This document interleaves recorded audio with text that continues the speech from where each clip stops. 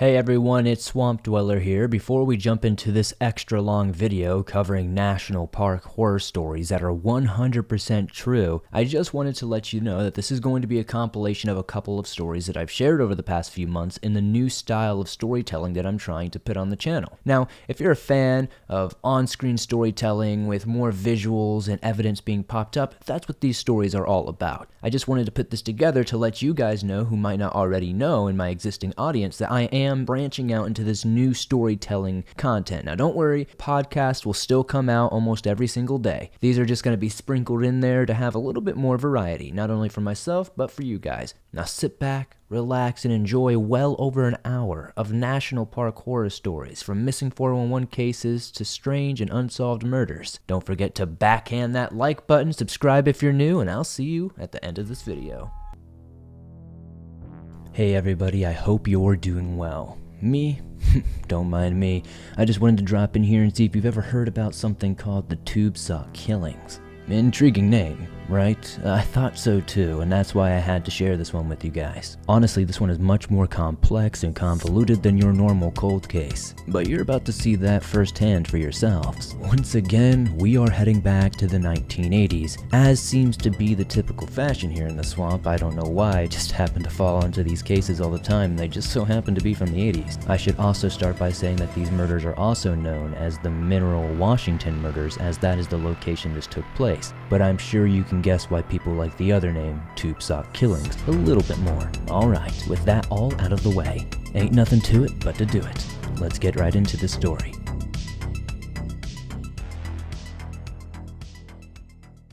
Edward Smith and Kimberly Levine were both accountants who worked in Kent, Washington.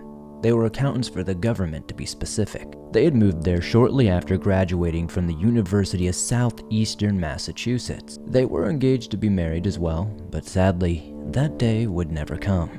On March 9th, 1985, they went for a weekend getaway in Grant County off of I-9. They had planned to explore the area's scenery and landmarks, but unfortunately this endeavor would prove to be a fatal mistake. The next day, Edward's body was found in a gravel pit. His hands were tied behind his back, his throat was slit, and his wallet was missing. Without his wallet, the police were not able to positively ID him very quickly, and he would not be identified until his employer would mark him as a missing person.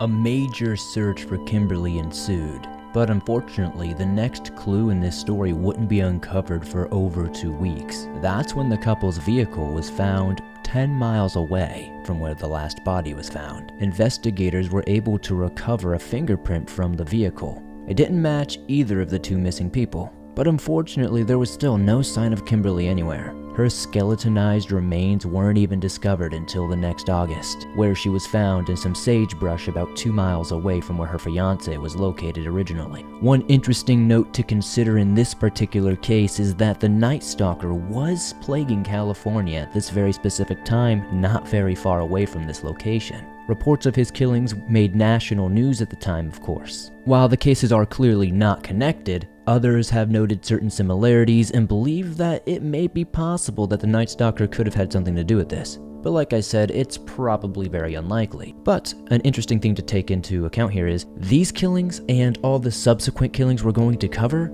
could have easily been committed by somebody trying to emulate Richard Ramirez.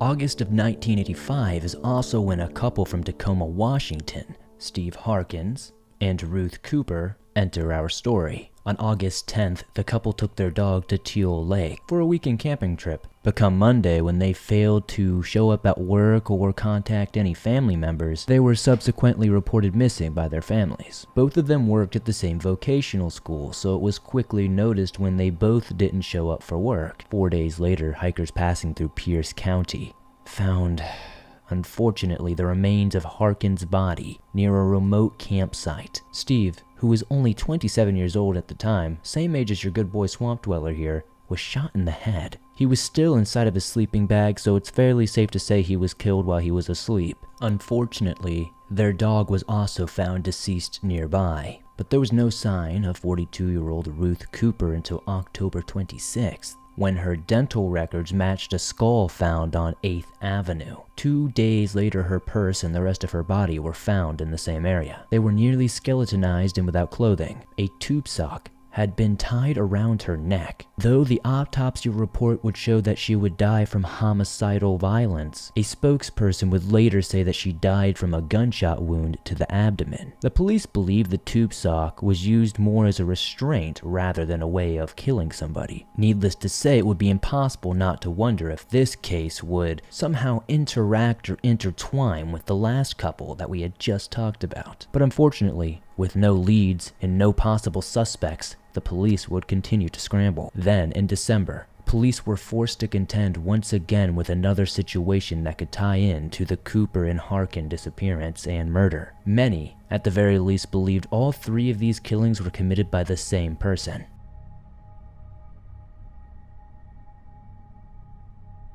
On December 12, 1985, Mike Reamer took his girlfriend Diana Robertson and their daughter Crystal to find a campsite near Nisqually River. Mike was an animal trapper and hoped to check some of his traps he had in the area while also looking for a nice tree to set up for Christmas. No one can be exactly sure, but sometime during the night, something went extremely and terribly wrong for the family. That same evening, customers at a Kmart in Spanaway, 30 miles away, found the couple's daughter literally just standing outside the store's entrance. Not knowing where the child came from, she was placed in foster care for 2 days until her grandmother saw her on the news. Only then could officials get the only clue Crystal had to offer. When the grandmother asked the child where her mother was, all she could say was, "Mommy is in the trees."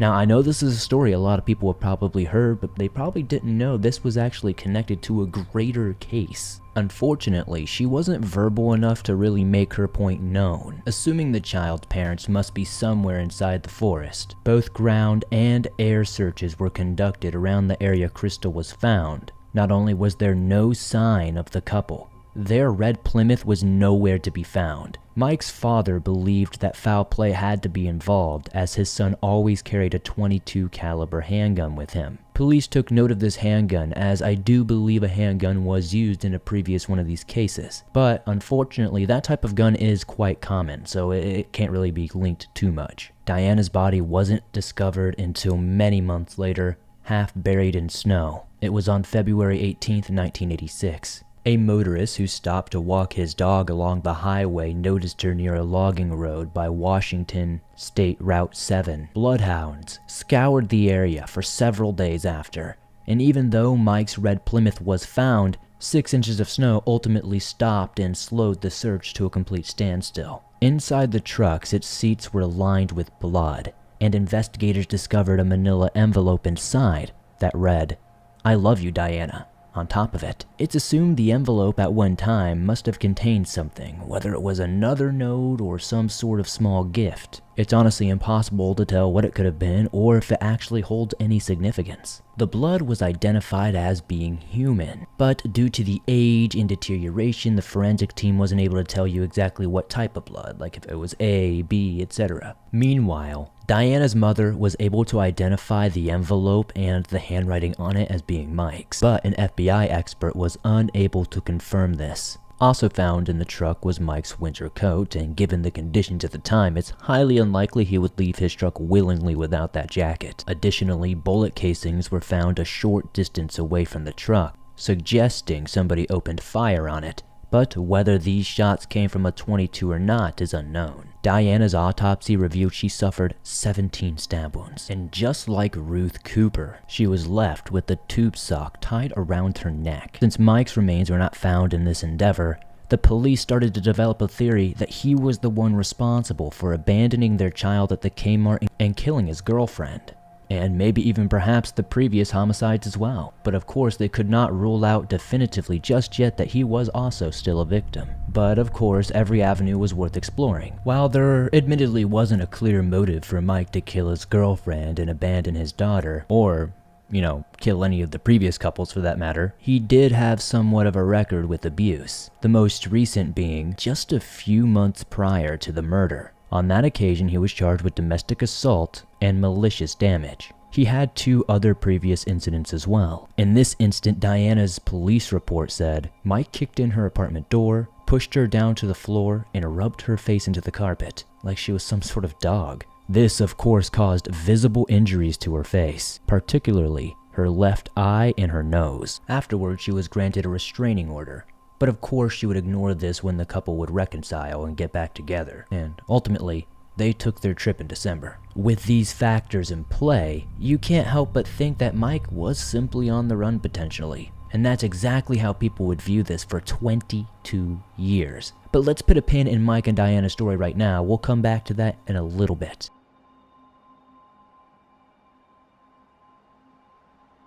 Before we talk about how our first murder was solved, I wanted to take a brief mention of a 4th couple who for some time was thought to be connected to the tube sock killer. And if you look into the tube sock killings, you'll probably see these names pop up a time or two. But over the years, they have ultimately been deemed to be unconnected entirely. In 1987, Jay Cook and his girlfriend Tanya Van Cuylenburg, I'm sorry if I'm saying that wrong, traveled from Canada to Washington to purchase some parts for Jay's father's business. They were last seen boarding the ferry in Bremerton before Tanya's body was discovered in a ditch on November 24th near Alger. She was bound, assaulted, and shot in the head, while her wallet and keys were thrown away at a bus station. Much like Mike Reamer, Jay's absence put him in a not so great position in the eyes of the authorities. He was a prime suspect for his girlfriend's death, but his body would eventually be found 60 miles away,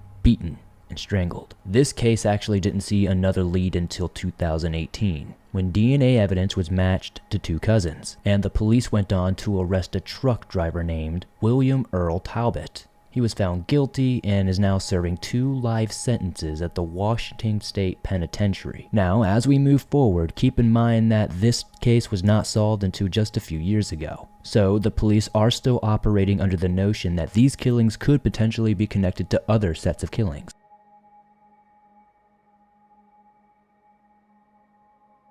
In 1989, police were finally able to match that fingerprint found on the first couple's car to yet another truck driver named Billy Ray Ballard Jr. Months after the killings in Washington, he was arrested. But he was arrested for the abduction and murder of 2 Wyoming women. He immediately confessed to killing Smith and Levine, which this earned him a mandatory life sentence. Though he was still at large when the other killings happened, there is no evidence linking him to them as of yet.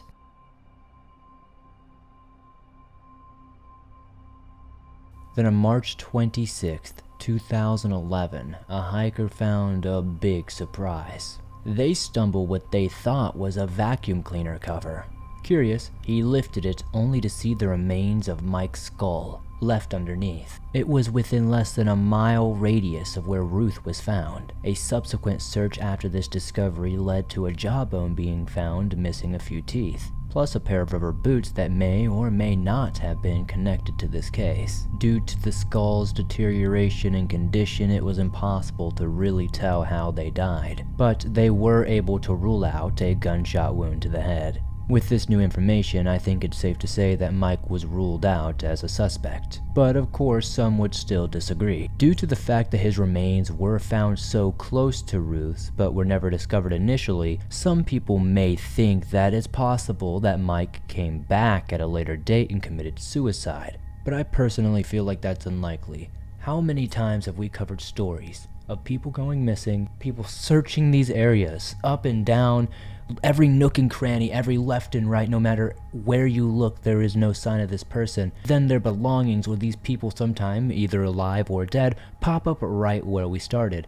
We see many missing 411 type cases like this in state parks. While yes, he most certainly was violent toward Diana, it's not the level of violence suggesting that he is capable of 3 or more murders. Not only that, but if he did pre-plan Diana's murder, he did a pretty piss-poor job at it. Especially since in this scenario wouldn't be his first rodeo, so to speak. It would have been imperative, if not necessary, to kill his girlfriend before dropping off their child at the Kmart. Given the amount of blood found on the seat, It would be really risky to make that drive there and back anyway with the person's body bleeding out like that. It would be far more likely that a second vehicle is somehow involved here. And not to mention, it doesn't really make much of any sense that somebody who would have such a guilty conscience to come all the way back to the crime scene and then kill themselves a mile away, it just doesn't seem very logical.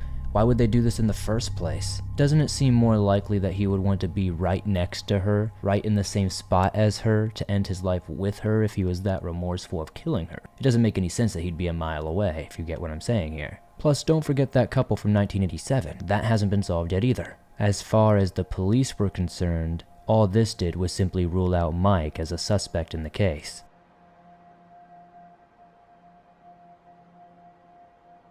It's hard to guess what may have even happened here. Truly, all we can do is just guess. And even then, we may never really know. No matter which theory prevails in the end, there are so many insane coincidences in this case. Assuming the tube sock killer only killed the two couples where the tube socks were involved, the Smith and Levine case were both a coincidence in timing and action. The actual violence seems to just match up so well. Could multiple people have been inspired, consciously or subconsciously, by Richard Ramirez the Night Stalker? To me, it seems so strange that such thorough searches were conducted in each one of these cases, and yet nothing was ever found until just before a new murder. That's where this whole serial killer thing starts to come in and make sense, right? It's almost as if someone were waiting and knew where to place the bodies where people would find them right before they were ready to strike a new victim. Maybe that's just another coincidence in this entire web of convolution. We don't know. I guess that's entirely the point here. Could the person who killed Steve and Rhonda be a copycat of Ballard, perhaps adding their signature to it? Steve and Mike also share similarities. Both were known to be outdoorsmen and maintained relationships with significant age gaps. While these facts may not seem like much alone, one must admit that there are so many weird coincidences that we can't really rule out anything when it comes to this one. Whether innocent or guilty, Mike certainly carried a handgun with the same caliber. He had a history of violence, was incredibly familiar with the area, and more damning than almost anything, no other murders were carried out after his death. Did he kill Steve and Rhonda and develop a guilty conscience after killing Diana and abandoning his daughter? Was it an accident that he felt compelled to cover up by mimicking a well-known murder case in the area? Seriously, at this point, I'm just asking what you guys think. I'd love to know in the comments. Please let me know.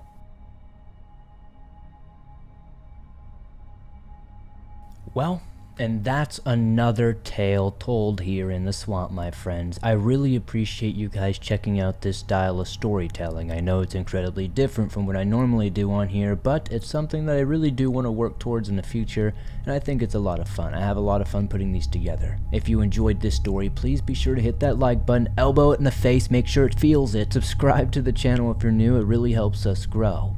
If you're listening to this on Apple Podcast or Spotify, be sure to give us a 5-star rating over there as it helps us grow on those platforms. If you have a story that you'd like to suggest, be sure to throw it down in the comments or join us on Reddit at r/thedarkswamp. You can also send in your personal scary stories to be shared on the podcast at swampdweller.net. I'd love to share your story with everyone here in the swamp. I really appreciate you guys for all the support. If you can comment down below letting me know your thoughts on this case, I'd really appreciate it. If you made it all the way to the end, be sure to comment the code word to confuse anybody who didn't, which is blue rectangle. Thank you guys so much. Be sure to join me on Instagram, Facebook, Twitter, TikTok, all that good stuff, and I'll see you soon with another creepy episode.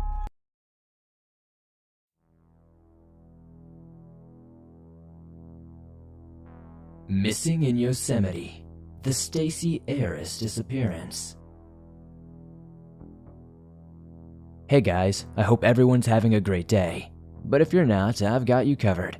Today I'm going to be sharing a truly strange and tragic story. So sit back, relax, be sure to elbow that like button in the face, and subscribe to the channel if you're new, it helps us grow.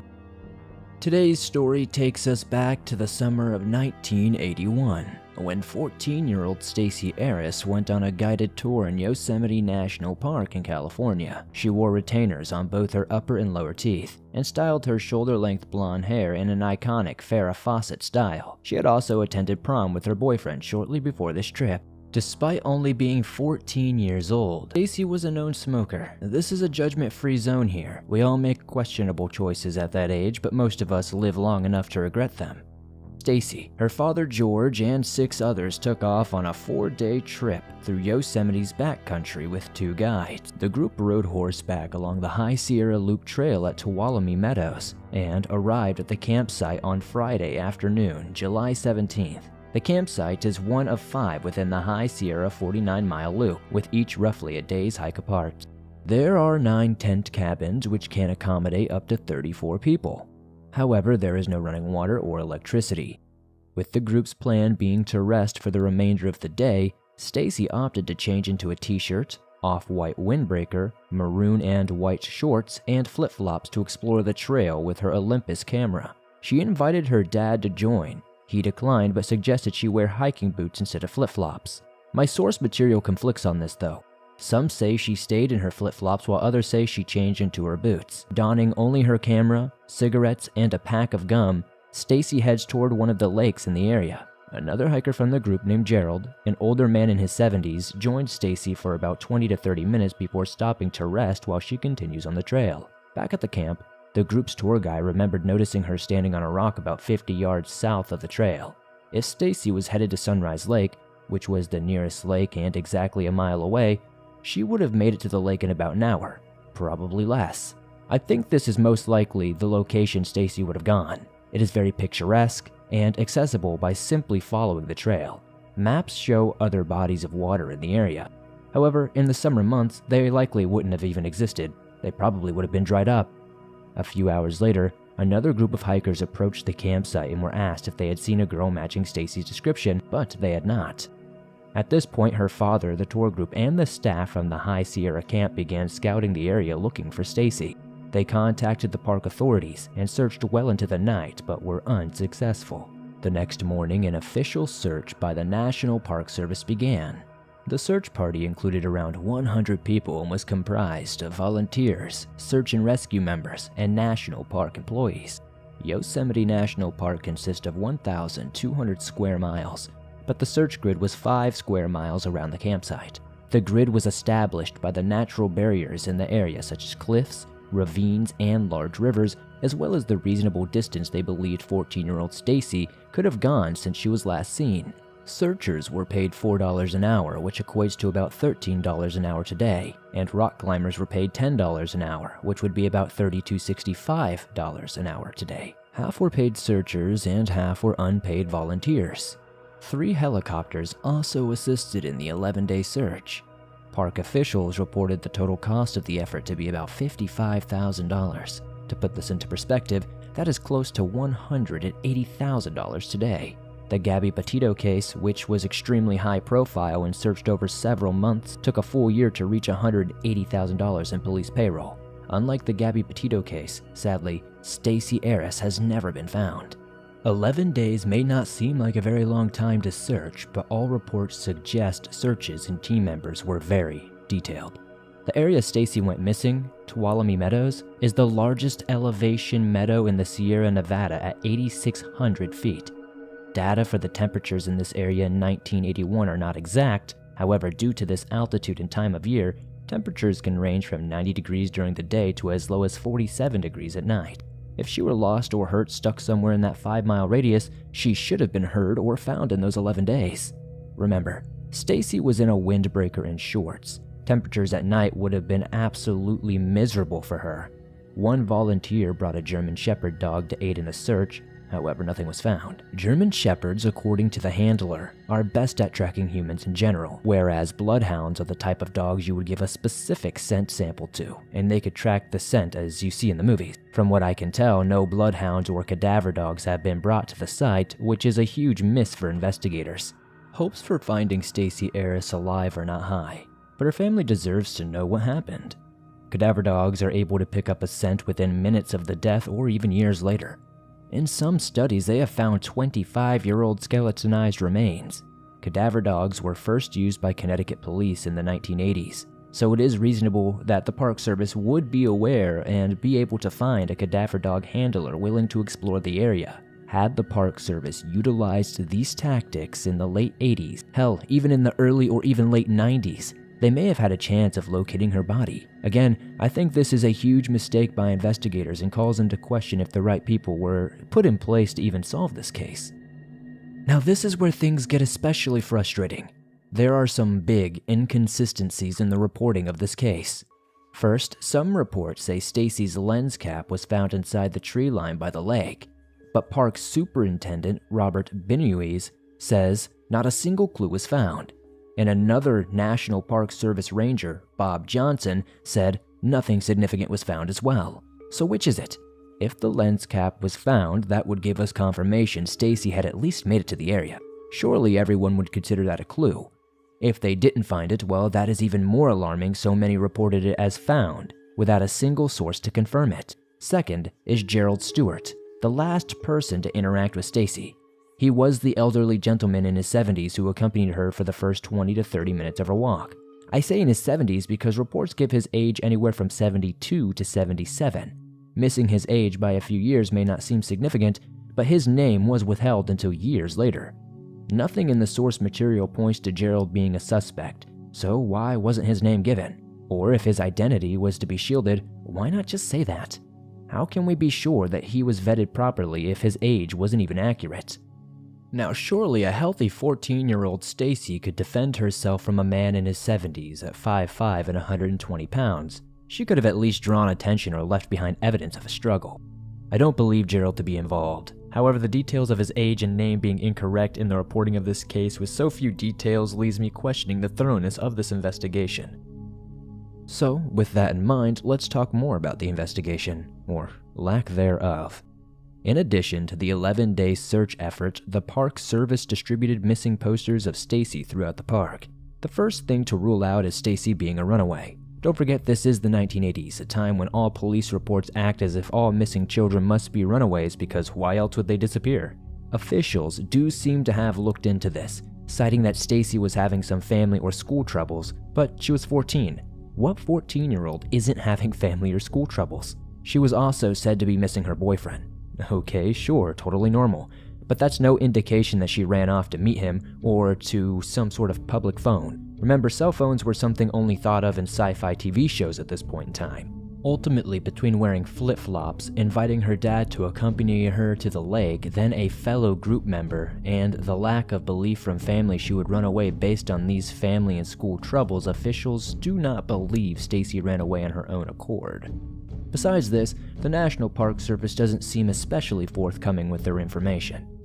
Documents released by the park mostly include short newspaper articles, pictures of Stacy provided by the family, copies of the missing poster used around the park, and a few letters written between Park Service departments regarding Stacy's search. Visitors are supposed to get a permit to use the backcountry, and we know investigators used these wilderness permits to determine which hikers were in the area at the time of Stacy's disappearance. These hikers were contacted to find potential witnesses, but we have no idea if these efforts yielded useful information or if they even spoke to anyone. The Fresno Bee reported foul play has not been ruled out per a park official after the intense 11-day search was called off.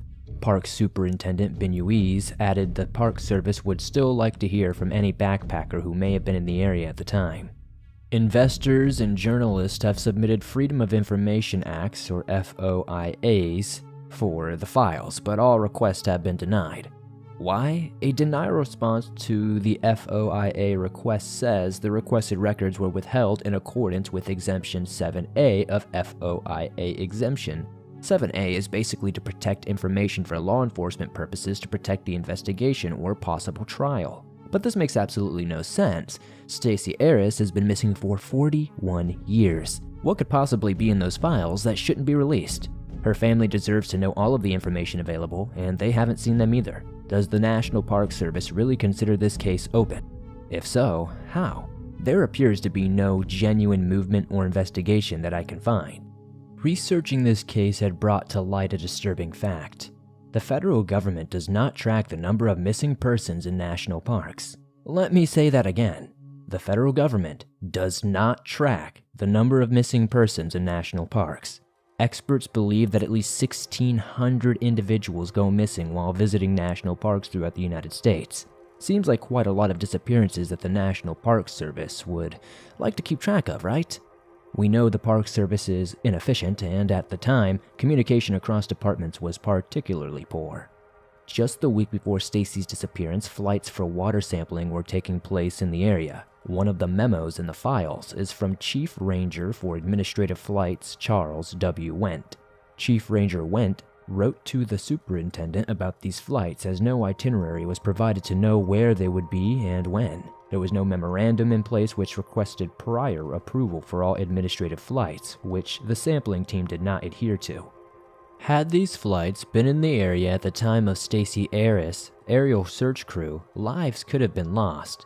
I am empathetic to the time. Electronic communication was nothing like it is today, and records weren't digitized. I can understand the difficulty in keeping track of statistics without the aid of electronic reporting, but with today's technology, this is downright unacceptable.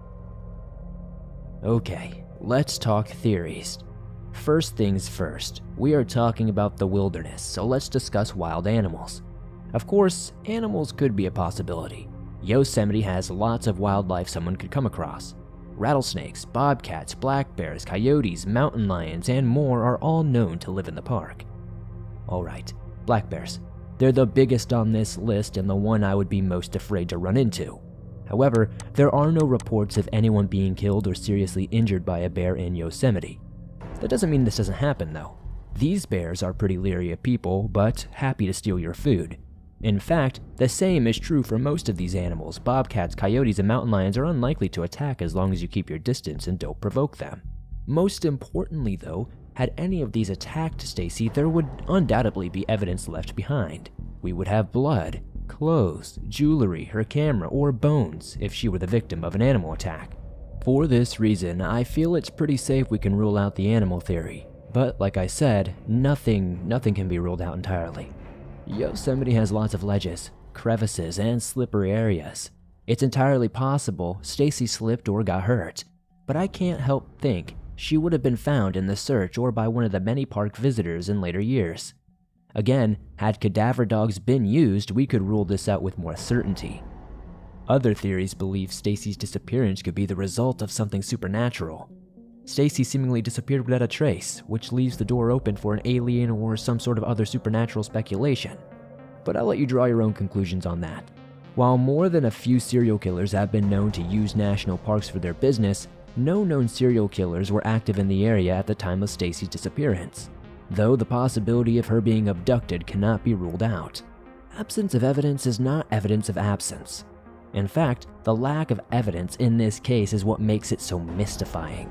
It is not impossible that it was a crime of opportunity, carried out by an organized killer with access to resources that allowed them to buy time or hide and destroy evidence. Could this be a National Park Service member, or someone in the park's system protecting someone else? This would explain the absence of evidence and the lack of transparency on this case. Why else would anybody withhold information on a 40-year-old case? Why not allow someone else to try their hand? Jurisdiction for crimes like this are automatically federal, meaning the local law enforcement have no authority to work the case unless requested. Crimes that take place on federal lands within National Park Service can be handed over to the FBI, but as far as I can tell, their help was never requested, nor was help from local law enforcement. Is the National Park Service protecting a killer, or just their ego? I know what many are probably asking at this point in the story. So Swamp Dweller, what else can be done? We know so little, and the few facts we have in this case conflict, but there are some avenues that still can be explored. This case needs to be examined by an experienced cold case detective. We need all the information regarding the Stacy Arras case to be made available.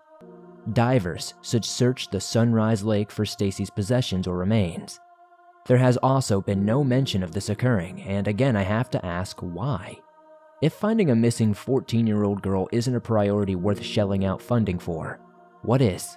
While the lake certainly isn't small, an effort could be made with just a few searchers to cover that water rather quickly. There is so much that could be hidden in that body of water, just waiting to be uncovered. If Stacy's remains could be found, there is a chance that she could be identified. Forensics have changed drastically since 1981. Samples from Stacy's close relatives would allow investigators to run a search against all open Jane Doe cases throughout the United States. If Stacy was abducted or ran away by choice, she could be anywhere in the world. She might have descendants we don't know about. Forensic genealogy could also be used to compare her relatives' DNA to a public database such as GEDmatch to find unknown descendants. If you've used any take-home DNA kits, you can upload your DNA profile to GEDmatch and opt in for it to be used with these types of searches. You never know, it could be you that helps identify a Jane or John Doe who would never have found their way home. If you have any information regarding the Stacy Arras case, you can call or text the National Park Service tip line or submit a tip on their website at nps.gov. Well guys, that's it for the disturbing story of Stacy Arras. What do you guys think of this one? I'd love to hear your thoughts and theories in the comments down below. That's all for this episode, but I will have something new in no time. And don't forget, there's always my second channel, The Dark Side Podcast. Just don't forget to show that like button just a little bit of love and elbow it in the face so it knows that you mean it. Be sure to subscribe if you're new, as it helps the channel grow. If you're listening to this on Apple Podcasts or Spotify, please give us a 5-star rating over there, as it helps us grow on those platforms. I have plenty more stories just like this one coming very soon. If you have a suggestion you'd like to make, be sure to send it on in. Be sure to join me on Facebook, Instagram, and Twitter. And I'll see you all soon with another creepy episode. What's up guys, Swamp Dweller back here with another video, and yes, I'm gonna be on camera again, so hopefully you guys enjoy it, and it's not gonna be too weird. Today is gonna be an interesting case. Today we're covering the case of Paul Fugate, a missing park ranger. Paul Fugate was a park ranger for the Chiricahua National Monument Park in Arizona when he suddenly went missing on January 13th of 1980. Paul reportedly told a seasonal aide that he was going to take a hike, then went off in the direction of a trail he normally would take. Paul was last seen wearing an official National Park Service outfit with an NPS logo. However, unfortunately, Paul would never return to his scheduled post, and over 42 years later, he is still missing. This is the longest running missing persons case in the state of Arizona. It is also the oldest open cold case for a staff member of the NPS in absolutely all of its history. And at the time of recording this video, Paul remains to be the only National Park Service worker to go missing and never be accounted for again. Before we continue into the story of Paul Fugate, be sure to slap that like button like Ian just slapped my behind over the past few days, and be sure to subscribe if you're new, as I upload new videos like this almost every single day on all things natural and supernatural. Now, let's jump into this sad and tragic story of Paul Fugate. Chapter 1. The Call. On the morning of January 14th, 1980, Dodie Fugate received a call. This call was from none other than Ted Scott, who happened to be the park's superintendent at the time. She was then told on that phone call that Paul had gone missing. The Park Service haven't heard from him since yesterday and wondered if she had any idea where Paul could potentially be. And as we all know, she unfortunately had no idea, and hadn't seen him for just as long, if not longer, than the NPS. Her husband had been in the middle of a 10-day stretch, stationed at the park before returning home to Tucson, Arizona, roughly about 110 miles away. The Fugates were used to spending some time away from each other, as Paul's schedule was often like this, as it is for many National Park Service workers. They had been living in a long-distance marriage for about 3 years at this point, but Dodie hadn't expected to hear back from Paul until later in the day. She wasn't concerned prior to the phone call, but after, justifiably so, she became very uneasy. After fully comprehending the man's words, Dodie asked if she could come to the park to help look, but it was suggested to her that she stay home, just in case Paul Fugate would return home. The only real problem with this though is Paul wasn't scheduled to come home, not for quite some time. And Doty knew he would never abandon his post. He loved his job. This was his life. She had feared the worst right from the jump, thinking something awful had happened. But still, nevertheless, she listened to the superintendent's advice and stayed home. After 2 days of silence, Doty, of course, lost whatever little bit of patience she was able to muster from deep within inside her and drove all the way to the park anyway. She was going to help search for Paul with or without the NPS. Chapter 2. The Missing Person. Upon arrival, Doty met up with the Cochise County Sheriff's Department and the National Park Service to go over the timeline they had put together thus far. On Sunday, January 13th, Paul Fugate was working his normal scheduled shift. He was currently working at the visitor center and took his scheduled break.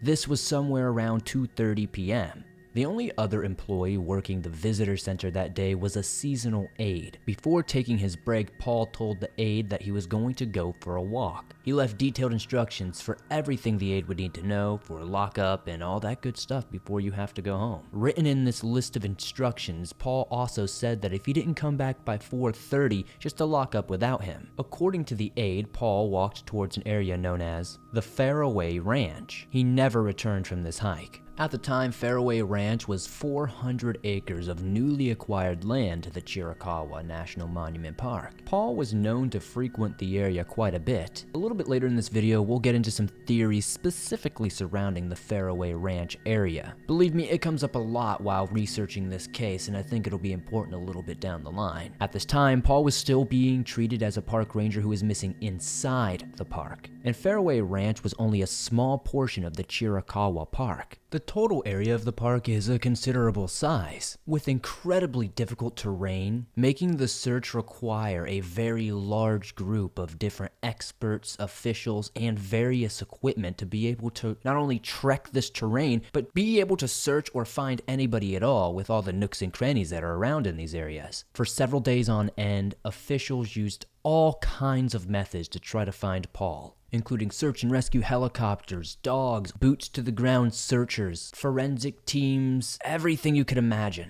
In addition, many of Paul's friends and family came out to aid the search as well. The initial search brought together tons of NPS, park rangers, border patrol agents, local police agents, and even the U.S. Forestry Service. Yet, with countless resources at their disposal, there was still not a single sign of Paul Fugate. Locationsunknown.org says, when a ranger on solo patrol in a remote area of a national park fails to return, the event rarely becomes what you would call a true disappearance. Search and rescue procedures being as good as they are, a ranger who is lost, stranded, or injured can reasonably expect to be rescued in a pretty short order. Even if the missing person is no longer alive, remains are typically found within a few days, weeks, or months. If Paul had somehow been lost during his hike or injured, he had been trained sufficiently to know what to do and to know how to get the attention of his colleagues who would undoubtedly be searching for him. If for some reason he couldn't get to a specific place, crews would have expected to find his body in a more extensive search. It wasn't very long before foul play was indeed suspected in this case. Investigators with the Cochise County Sheriff's Department were beginning to believe that Paul may have become a victim of a drug deal gone wrong. They even suggested at one point that the cartel might even be involved, but the NPS who was leading this investigation had an entirely different theory of their own. Chapter 3. The Runaway.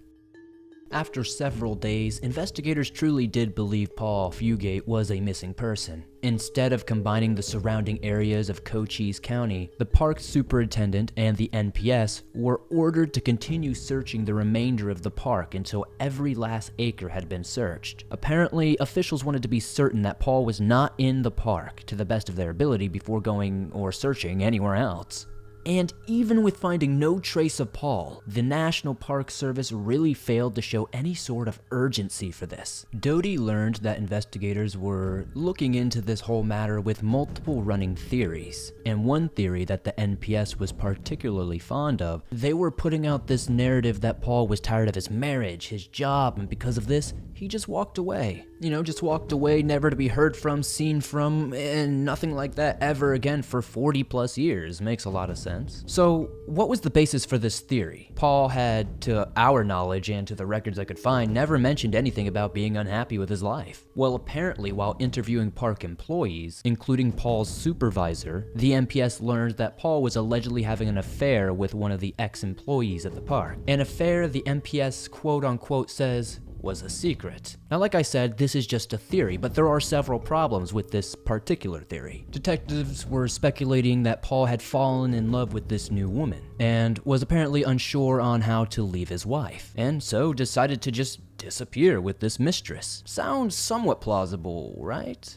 There are several issues with this suggestive theory. While it might sound more interesting and make the story somewhat more enticing, the most important thing being that makes this not make a lot of sense is that Paul's affair was not actually a secret. Dodie actually knew about Paul's mistress and actually gave her blessing. Now that might seem strange to some of us, but we're not here to judge. On several occasions, the most recent being in 2020, in an interview with an investigative journalist, Delia Diambra, Dodie admitted the following. Paul had an affair with a young woman for probably 2 summers, and the infidelity part is kind of difficult because he asked me ahead of time if he could do it. She paused before continuing. Okay, and so it was not the case of I didn't know about it. Some of it made sense if you looked at it, because we were now separated. Paul was at the park, I was in Tucson. Perhaps this is probably why Dodie was so sure Paul hadn't just run away. If he was going to walk away from their marriage, he would likely just talk to her first. It seemed like communication was fairly open between the two. Dodie has gone into more detail as to why they decided to split and end their marriage, but we won't go into that right now as that's not really relevant to what we're covering. But I can assure you it had nothing to do with any of them feeling trapped or like they wanted to start anew. It's clear through notes and first-hand knowledge from Dodie that Paul and Dodie truly did well care for each other at the end of the day. It just wasn't meant to be in certain aspects, at least not at the time. To go along with the NPS theory would mean that you subscribe to the idea that Paul left on his own accord, intentionally leaving everything behind for no real solidified reason that we can tell. Besides, there are plenty of other reasons that we could get into, but we won't, to why the runaway mistress thing doesn't really make a whole lot of sense either. The young woman in question had actually been staying in his cabin for that 10-day stretch. She was hiking in a completely separate area as Paul the day he went missing, which leads us to a little bit more of an obvious reason why the runaway theory falls a little flat.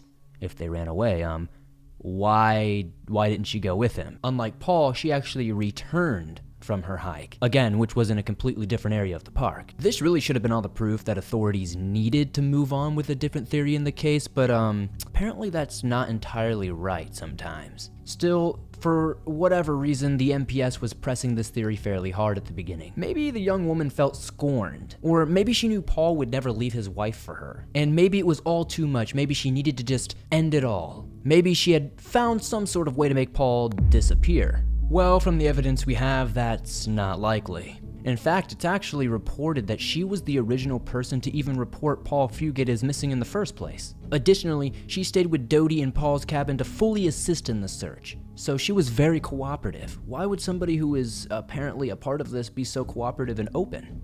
I don't know. She underwent intense interrogation by police officers, the NPS, even going as far to take polygraph test and all other things in between. She would pass the polygraph test and everything else that they made her do with flying colors. Despite having no evidence, literally at all, that she was involved, they wouldn't stop making her one of the main suspects until a couple of months after his disappearance. Once Dodie and Paul's mistress were thoroughly investigated, Detective Craig Emanuel, a criminal investigator for the Cochise County Sheriff's Department at the time, made his cartel theory known to the public. He was urging the NPS to broaden their search. Many were actually agreeing with the detective that there could be more nefarious play at work here. There was no weight to the runaway theory, and all the other theories were kind of like throwing darts at the wall, if you want to be real. The National Park Service, for whatever reason though, still believed the key to finding Paul Fugate was searching their own park grounds. And honestly, without the support of the NPS, the investigation really couldn't move forward. It was kind of like at a standstill. So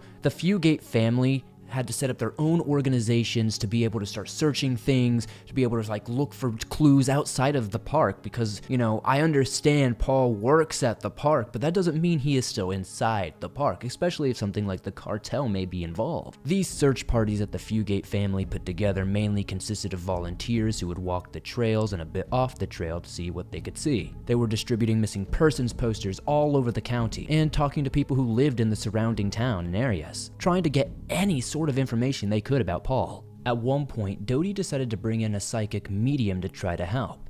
And apparently, or I guess allegedly according to this psychic medium, Paul had seen something he shouldn't at the Faraway Ranch. Apparently, he had seen two men assaulting a woman. So, allegedly, he was taken and killed elsewhere and his body was dumped over the border. What's interesting about this is how Detective Emmanuel had theorized something incredibly similar, except his idea was more based off the history of drug trafficking in the area. And one more thing to note, his theory hadn't been shared publicly quite yet. But still, of course, the MPS did not swiftly change their mind and really seemed to have their heels dug in the sand. And just when the investigation seemed to be hitting a wall, local police received a tip. This wasn't just any tip though. This was allegedly an eyewitness testimony to exactly what happened to Paul Fugate. And apparently, there wouldn't just be one eyewitness testimony, there would be multiple.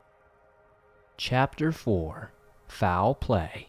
Shortly after the missing person posters of Paul Fugate were plastered all over the surrounding area, word of the missing ranger spread like wildfire. Suddenly, more people were coming from all directions with information about what potentially may have happened, including Dick Horton, a former employee of the park. The moment he learned of his co-worker's situation, he immediately called in to let them know he had seen Paul around 4:30 p.m. that day. He and his wife were driving toward the monument when Horton saw Paul. Apparently, he was slumped between two men in a pickup truck, and this pickup truck was barreling away from them at a very high speed. Mr. Horton's report of seeing the ranger in his uniform but not his glasses was the first lead in days that anybody had got of Paul that would potentially show that he was with other people, which would obviously lead to most of us thinking that he did not leave on his own accord. Detective Emmanuel had put Mr. Horton under some sort of hypnosis or something along those lines. During the procedure, he began sweating and even tearing up at one point, saying Paul looked dejected and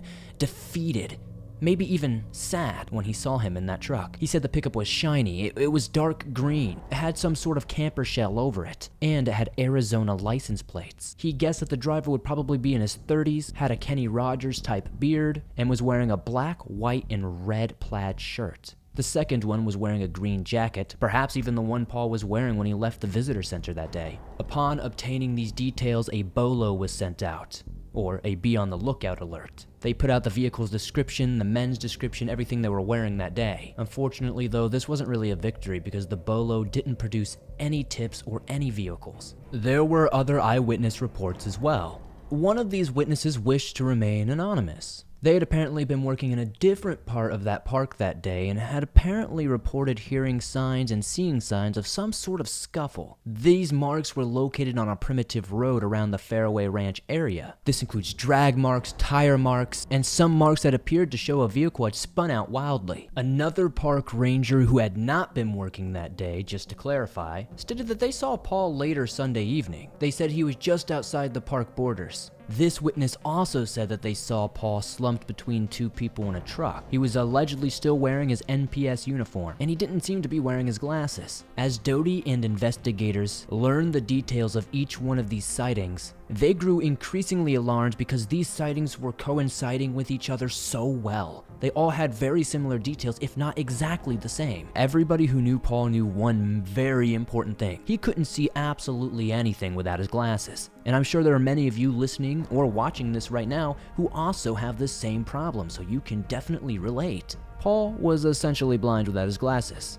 And something that really set off Doty's alarm bells, if Paul had left with his friends or were going out for any reason, he would have brought a change of clothes at the very least. It was almost a well-known fact that Paul never wore his uniform outside of his work. One of the first things he would do is change after his shift. He would have always changed into his civvies, or his civilian clothing. If you recall, Paul left the visitor center sometime around 2:30 p.m., which is when the seasonal aide reported seeing him walking towards the Faraway Ranch area. Later that day, another employee, Dick Horton, saw Paul speeding away from the Faraway Ranch area in a truck with two others. This statement was followed with corroborating statements from an unnamed employee, who also reported they found tire marks and strange markings in the ground, very close to the ranch area Paul was said to be at. Then much later, another park ranger comes forward with more details corroborating what we had just said, saying that they saw him in a different area of the park just outside of the borders. The details between all of these reports are eerily similar and seem to paint a very potentially dark picture. Still, since there were no hits on the bolo, most investigators were busy working on trying to fix or find out the timeline of events. They were still struggling to really find out when Paul had last been seen that day. They were also just now starting to accept the theory that Paul may have been taken away from the park and didn't leave on his own accord, potentially by two unidentified male suspects. Investigators decided to, for whatever reason I guess, to begin searching the park once again. While the Fugate family did their best to raise funds and other things for this investigation, they hosted their own search parties in and outside of the park as well. Shortly after moving the search, it became clear to Doty and Detective Emmanuel that the NPS were no longer leaning on the foul play side of things. The sighting of the men in the truck was too fleeting, apparently, according to the NPS, and without solid new leads, they could not feasibly, in their minds, take this investigation any further. Doty, understandably, found herself questioning the NPS once again on why they were handling this case so poorly. Was this really the best move of finding her husband? At this point, she was certain something bad had happened to Paul, and she was absolutely frustrated that nothing seemingly was being done to help her figure it out. It once again felt like the NPS were barking up the wrong tree. This time, their decision to once again search the park and not go outside of its borders created a major standstill in this case. This might be a decent time to bring up the history between the NPS and Paul Fugate himself, especially since it's not at all that positive. Now, while I don't really believe this, it has been speculated that the NPS may have had something to do with Paul Fugate's disappearance. Everything from the NPS knows what happened to Paul but covered it up to protect its reputation, to theories that someone got rid of him once and for all have been running rampant through my research. Now, these weren't police theories by any means, of course. Without evidence, these all seem fairly extreme. But it is important to understand that there was some sort of bad blood between the NPS and Paul Fugate. Even if the NPS didn't have any sort of direct hand in his disappearance, their internal feud could have initially affected the investigation into his disappearance, and as a result, the subsequent investigations might have not have been as thorough or as taken seriously as they should have been. Chapter 5. The History.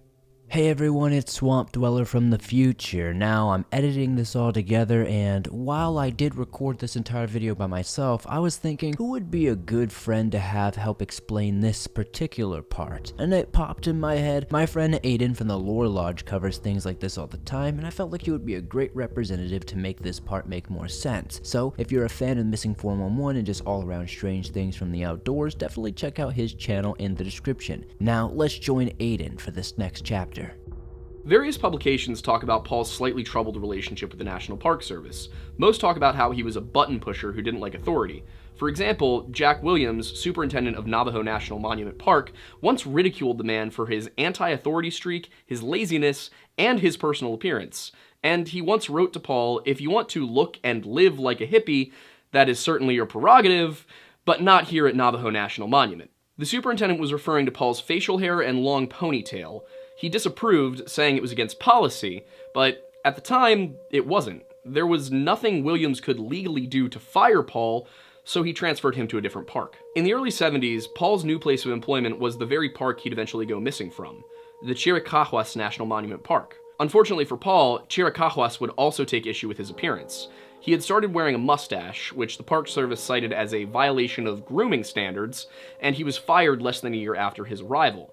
The agency also alluded to his negative personal attitude and abuse of government equipment. However, it was later determined that this was a false claim. Paul was never involved in stealing or abusing any government equipment.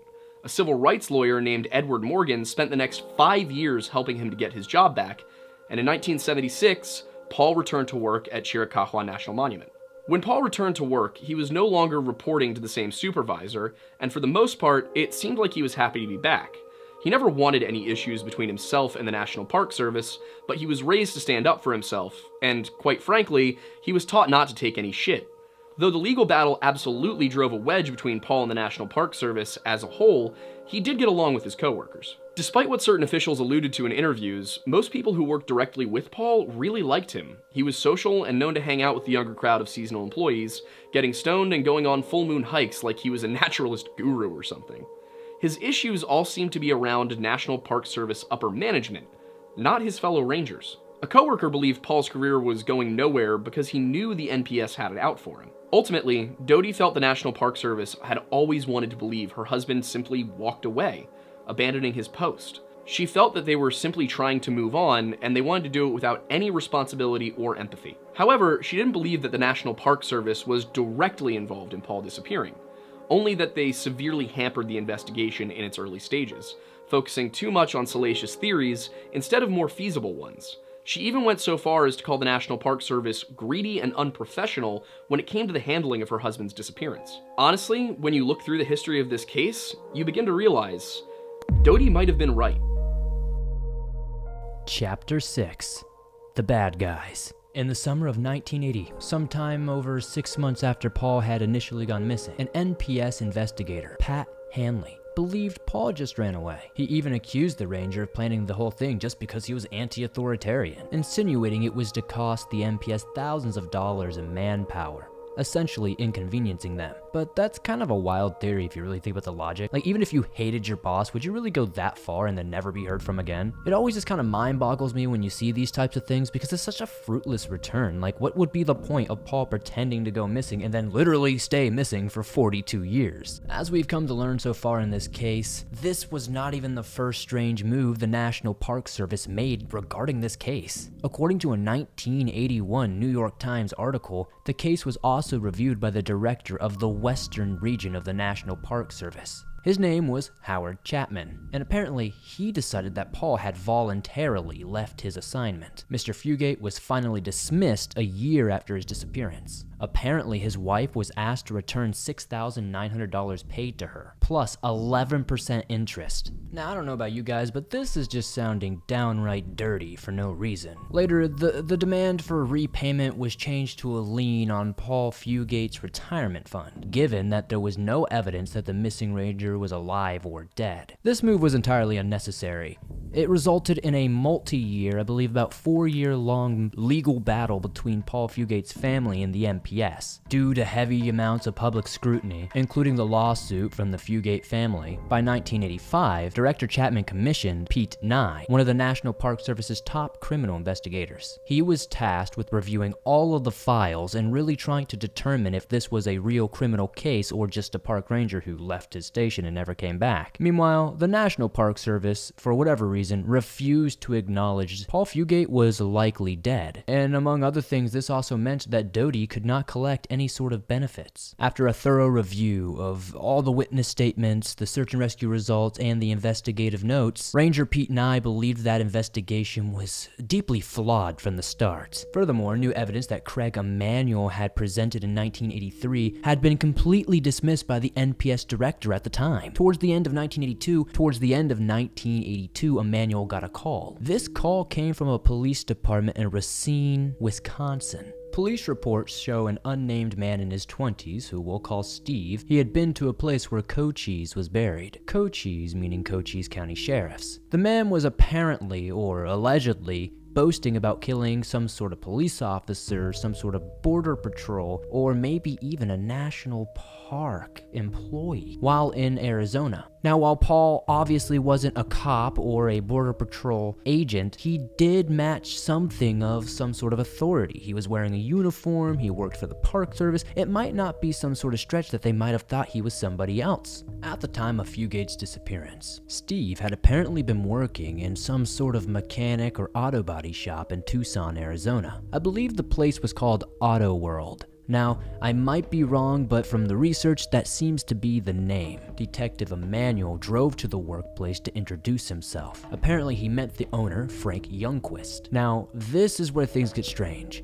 Apparently, Emmanuel was super taken aback when he spoke to this guy, this Youngquist fellow, because he apparently asked him how Dodie was doing, and it was never clear how they knew each other or if they knew each other. Then, according to Emmanuel, Frank said something that felt more like a taunt than a comment. Missing persons sure are hard to work. Now, why would you even make that comment? That's such a strange thing to say, right? And before we go any further, I do understand that these people could have learned about the case by watching the news or the papers or anything else of the sort, but it is kind of strange to ask that question nonetheless. Apparently, after that remark, the interview got a bit more hostile. He ran me out of the garage, Emmanuel claims. He tried to subpoena the shop owner's records, but apparently Youngquist appealed to an assistant DA, who quashed the detective's request. Now, make of that what you will. I don't know if that shows any sort of guilt or what, but it is another strange thing and another twist in this already twisting and winding case. The detective also questioned Steve in Wisconsin to ask him about his comments, but the man immediately recanted that he was a bullshitter apparently, and was just speaking out of his ass, quote unquote. Apparently, Emmanuel offered to fly the mechanic out to do some sort of polygraph test, but according to the report, Steve popped several pills before even taking the test. I believe it was some sort of sleeping pill he took, and he subsequently failed the test. He insisted it was only because so many people had come and asked him about this that he felt that he had to take some sort of responsibility, even though he was actually not responsible. He was trying to play off like he was being gaslit in a sense. The inability to accept the results of the polygraph wasn't the only issue. The real problem for Detective Emmanuel was that besides the initial confession, which was now recanted, no other evidence could at all connect Steve to any sort of crime. Nevertheless, in 1983, the detective told the press he expected at some point to charge someone for the foul play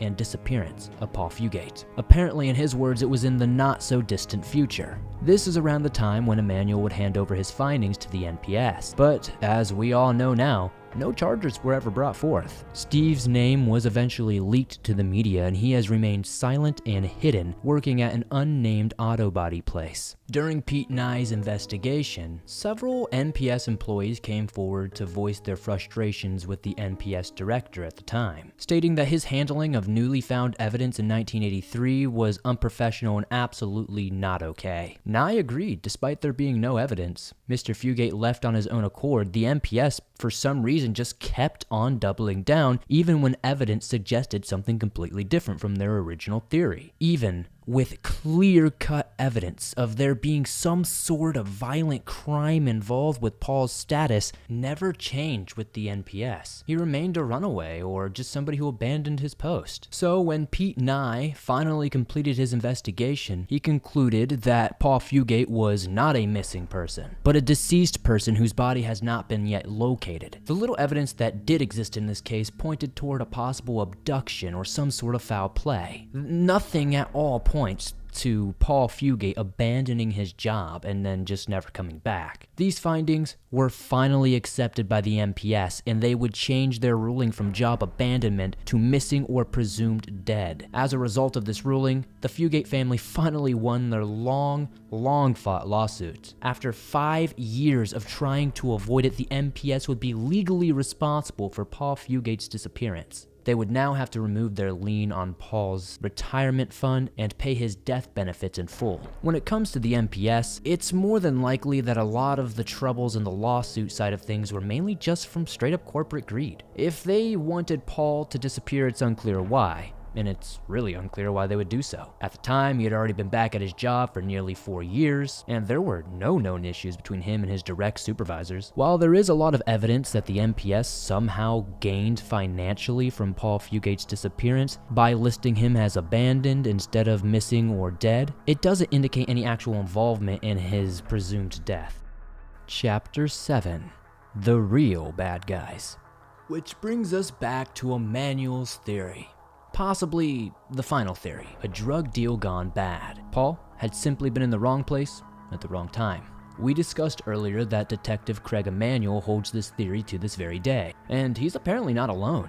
Amazingly, the Cochise County Sheriff's Department has an entire task force just dedicated to this. It's called the Paul Fugate Task Force. Now picture this. What if Paul had intentionally or unintentionally walked into something illegal? And like I mentioned earlier, what if he had been mistaken as some sort of law enforcement due to his ranger badge and lost his life because of it? Now that doesn't seem too far-fetched if you really look at the details we have. In 1980, a historic and undocumented route for Mexican farmers was just starting to be used by drug mules. And a 1981 New York Times article refers to a report that the law enforcement acknowledged that they knew that there were areas within 60 miles from Mexico that were commonly used for such drug trade. Now, if this is the case, Paul's badge would have undoubtedly startled these perpetrators or individuals, and if they mistook him for law enforcement, well, they would have needed to dispose of him. It is possible entirely that they may have kidnapped or done something worse to him in order to spare their operation. Eventually, they would recognize that Paul did not carry any sort of weapon and that he would be basically defenseless against their demands. This could also explain why more than one eyewitness saw Paul in that truck with those two individuals that day. And wildly, it is in line with what the psychic medium told Doty when they had originally visited Faraway Ranch. Of course, we can't answer this definitively since Paul is unfortunately still missing, and to our knowledge, his body has never been found or recovered. What's particularly noteworthy about this theory, though, is that almost everybody who knew Paul or who was close to the case, his wife Doty, his 5 siblings, local law enforcement, and we now even see the NPS's own special investigator, Ranger Pete Nye, all believe in the same theory. And furthermore, at the time of Paul's disappearance, the NPS actually had been getting an influx of reports dealing with alleged encounters with illegal marijuana growing operations all around the area. Apparently, sketchy individuals had been sighted and had been reported. According to Doty, some of these reports were even made by Paul himself. And the specific area of concern? Faraway Ranch. Chapter 8.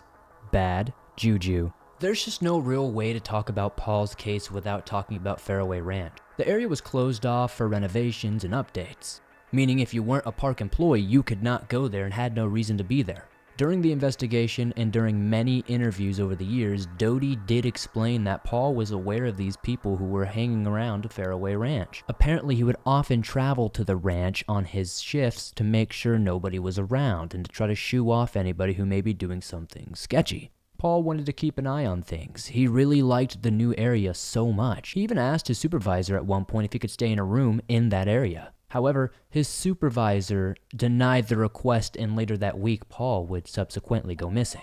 Only a few days prior, Doty had encouraged Paul to tell his supervisor about these undesired people hanging around the ranch. But apparently, and I'm not sure if he just didn't report it or if they just swept it under the rug, no report of this exists.